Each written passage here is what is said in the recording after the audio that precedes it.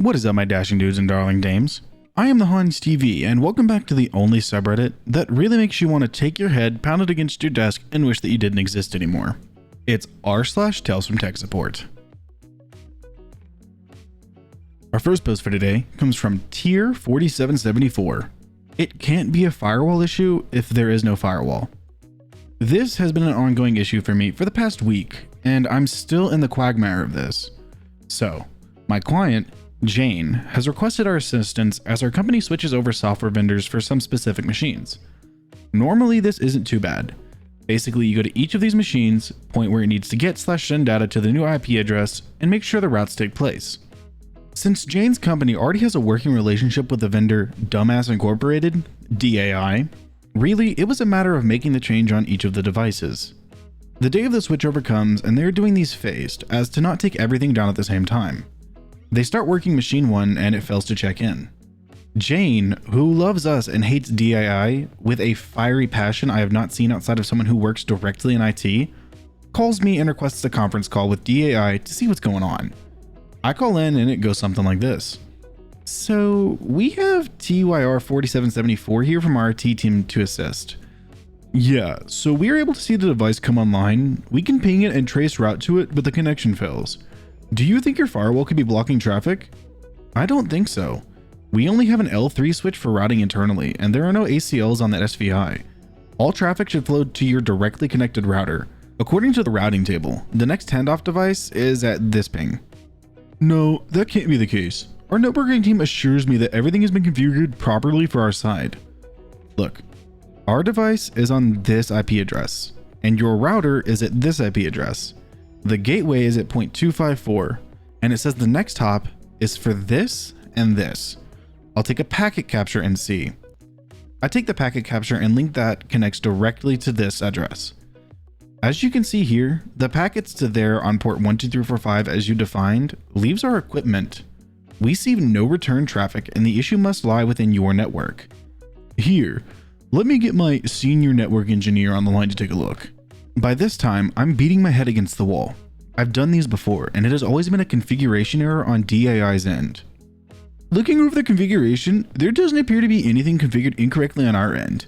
Are you sure there is no firewall blocking the traffic on your end? By this time, Jane can practically hear my teeth grinding into the microphone, and I'm sure I'm about to just start drinking while on this call. At this point, she takes my evidence, a nice PCAP file, and lets DAI know that she will send this data to her account rep on how they're losing money and that they may go back to their old vendor if DAI can't get this fixed. Man, if only I understood half of what was in there. From what I get, it's definitely on their end. This next post comes from Tiger TJE. That's expensive and unnecessary. A few years back, I was working in automation. Office buildings, factories, homes, and many more. We could make configurations for the automation for the climate control, lighting, alarm systems, etc. We also wrote new programs on demand. One time, a client, which had customers and employees working in their building, asked us to do an automation in their new building. They had Windows 7 still going when Windows 10 was brand new. We made the configuration and tested everything, and it was all wonderful. Until this point, the contact had been with the building developer. He asked us to get in touch with the client for the final details. We explained our product and what we had done and made some final configurations, and then asked about the server. We usually do on-premises dedicated automation servers, but anything is possible for the right price. This client wanted to save some money on a €1 million project and wanted a virtual server on a computer which was used for the electronic information boards. We told him it was a bad idea and explained why, but the client had made his mind up. Over the next years, he sometimes would have small incidents like a sensor malfunction or a battery running low and hire us to do some work. Then he found a company cheaper than us. We didn't make much money off the client anyway, so we happily turned over our configuration manual and some explanation to the cheaper company. We told them the information board computer also hosted the server and that it wouldn't work on Windows 10 as you had to make an export and reinstall with a software upgrade. After a year or so, the client called us in rage. They had upgraded all the computers in the building to Windows 10 using a student team. The information board computer had a sticker on it which said "Don't," but the students had checked if that software was compatible and upgraded the computer, not knowing the automation server was on there too. The new cheaper company which took over from us had made changes in the configuration but never made a backup or did their administration. The lights wouldn't turn on, ventilation wouldn't work, the car park, the automated doors. Nothing worked anymore. We had a good laugh and gave our last backup to cheaper company and told them to good luck. Our usual servers run on Linux and cost about 500 euros. Here's a rule of thumb whenever it comes to anything technologically related. Cheaper is never better. If you're paying more, it's for a reason. Our next post comes from EHS5. Why did my report change? Angry sales manager said. I sometimes work with customizing BI reports / visualizations for our clients. Today I got an email request to do a minor change from the sales manager at one of our clients. From previous interactions, I already knew this guy tends to be very unspecific and blunt in his requests. Now, BI can be a very complicated field, and it's not uncommon to go through misunderstanding and lots of back and forth with the client to get the correct end result. But in this case, it's a very simple report and scenario, so it should be easy enough to follow. Just imagine an order report that is simply a table of 3 columns: customer name, the date of the order, and the amount of the order. This report is sorted by the order amount and is cut off at 10 orders. So the point of the report is to show the largest 10 orders this month, which is why it's titled Top 10 Orders. Hi, I would like to have the Top 10 Orders report changed to be sorted by date instead of amount. To sort the entire table by date, all I basically have to do is click the date column, which was my first instinct. But I quickly realized that was probably not actually what he wanted. Or so I thought. Okay, no problem. Now, the current use of the report is to show the 10 largest orders this month. So if I change the sorting to date, it wouldn't actually show the largest orders anymore, since there are obviously way more than 10 orders in the system. Or when I think about it, I guess what you are asking is that it should still display the top 10 orders, but out of those 10, it's sorted by date. Is that correct? That's going to take a little more work, but I can get it done within the hour. No, you misunderstand. Doesn't matter if it's the top 10 orders or not. I just want it to sort by date, so the last order's at the top. Okay, so you just want the report sorted by date, even if it's not the 10 largest orders this month. No problem. But I guess that changes the purpose of the report. So maybe it should be titled Latest 10 Orders instead? Are you sure you don't want this as a separate report so you can still have the top 10 orders in place? Why are you making this so complicated? Just give me the report sorted by date. It shouldn't be that hard. Alright, so I'll sort it by date and I won't rename it. And I'll call you when it's done in a few minutes. And then you can let me know if the end result is what you wanted, okay? Fine. Now, I very well knew that this was not going to turn out as he wanted. Whatever it is that he wanted. But I was so dumbfounded at the lack of understanding, so I thought it's better if he just saw for himself. I clicked date column to sort by it and saved the report. And of course, the orders in the table are now simply the latest 10 orders in the system, not the largest ones. Which really irks me when the report is called Top 10 Orders. But that is how he said he wanted it. I call the customer. Okay, it's done. Take a look if you can. But this is not the same as report as earlier. Why did it change? Well, we changed the sorting. Other than that, it's exactly the same. How can you say it's exactly the same? None of the customers I had in the report previously are there now. I specifically remember having customer X, Y, and Z in the report, but they're not there anymore. Well, I would assume that's because those customers aren't among the last 10 customers to have purchased something. Why does that make a difference? I just told you to make the same report sorted by date. This was my initial concern. That's why I asked you if you wanted the largest top 10 orders in the table, and then those 10 orders were sorted by date. We can do that if you want, no problem. And I already told you, it doesn't matter if it's the top 10 orders. The last order to come through should be at the top. And if you look at it now, is the top order not the last order?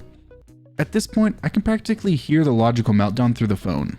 We still went through a couple of back and forths, and I'm not sure what exactly he wanted. But I honestly don't really think he knew himself. We ended up not touching the report anymore, even though I strongly suggested to rename it so that the others wouldn't be confused by the title, which does not correspond with the result set anymore. But he wouldn't hear any of that. Stubborn people will be stubborn, and stupidly stubborn people will stick to their stupidly stubborn ways. Our final post for today comes from Spare Owl. Fear of computers is apparently less than the desire to just stay home.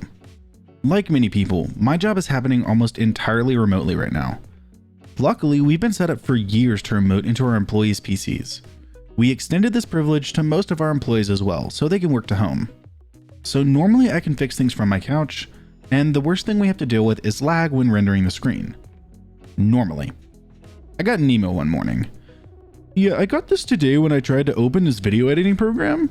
It's never happened before, and nothing should have changed since I last used it.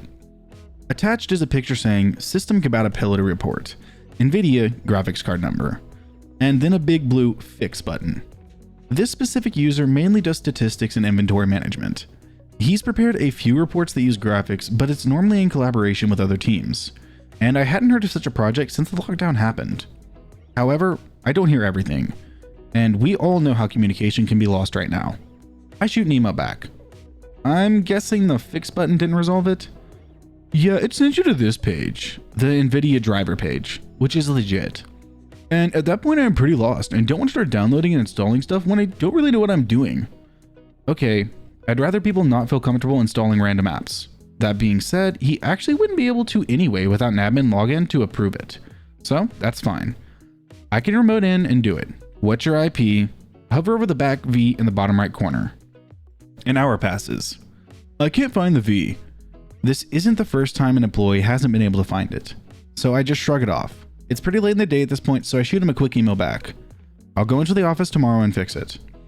It's actually nice to drive in and have the building to myself. I put on a podcast or stream something and don't have to worry about anyone else being bothered. I wander down to his desk, log into the machine. Everything looks good at this point, including the V in the corner. I snap a screenshot to show him for future issues, and then log into the program. No issues. We have standard PCs which have onboard video cards, but a few have been upgraded if they do graphical work.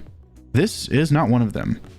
Curiouser and curiouser. So I attach a picture of the working program and the picture of the V, ship it back to him with an updated the machine, everything seems to be working, try again and let me know. Not even 20 minutes later I get this. Yeah, I just opened the program and got the same message. On this computer, there isn't that V. What is going on? What computer are you remoting to?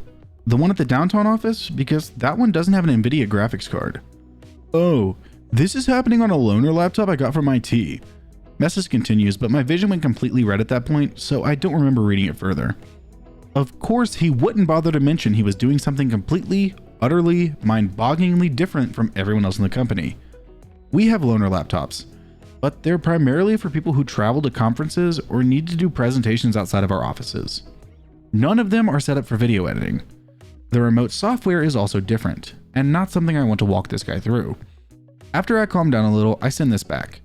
Okay, knowing it is a laptop and not your work PC is important information and explains why some of our previous fixes didn't work. I can't work on it remotely, so either we can schedule a time for you to come in and meet me, and I'll try to fix it quickly, or you can drop it off and I'll fix it in a day or two. This time it is quiet for almost a day before he finally emails me again.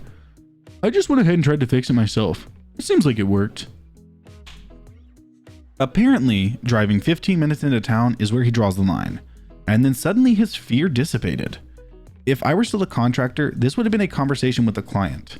Not to mention a fee for wasting my time, but A, I'm an employee, B, they pay me pretty well, and C, the last few months have basically been an extended at-home vacation, occasionally interrupted by me needing to remote into work. So I guess I can't really complain.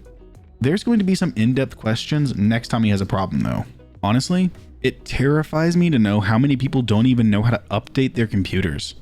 Like, most of the time it's automatic. Like, legit, automatic. Anyway, that is going to do it for today's episode of r/TalesFromTechSupport. I hope you liked the stories, and if you did, I'll link them in the description as always. And if you liked the video, subscribe, share, drop a like, and a comment down below with what you'd like to see me read next. A humongous thank you to everyone who keeps on subscribing to the channel. I cannot thank y'all enough for how y'all push this. But with that being said, I will see you in the next video.